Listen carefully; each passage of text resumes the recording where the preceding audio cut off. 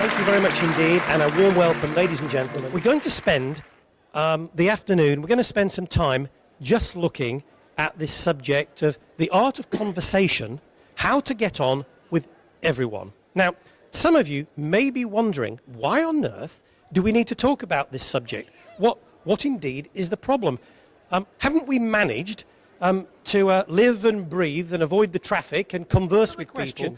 Have you got somebody in your life, you know that moment, you see them coming down the corridor, you see them walking along through the ship or across the office, wherever you are back at home, and you see them coming, and your brain goes, oh, goodness me, it's Trevor.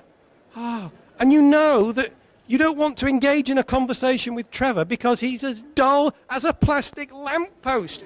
You know that if you start talking to Trevor, he's going to tell you his life story in every single minute detail, and you'll never get away from him. And so what do?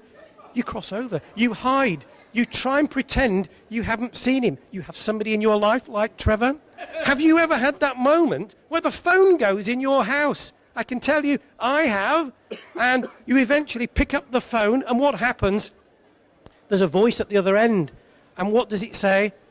Hello, Ian. It's Trevor. And you think, oh no, I tried to avoid him in the corridor, and now what's he done? He's got my phone number. He's given me a ring.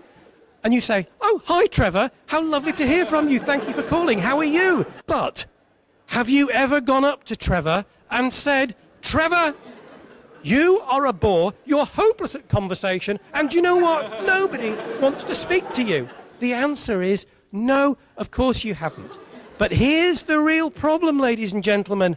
Maybe you're Trevor. You ever had that frustrating moment of being in the middle of a conversation with somebody, but you know they're not listening, you know they're doing something else, and you pause, and they say to you, oh, carry on, I'm listening. And what you actually want to say is, no, you're not. You're just blatantly rude. You're not listening at all. Thank you very much indeed again. And just don't take it all too seriously.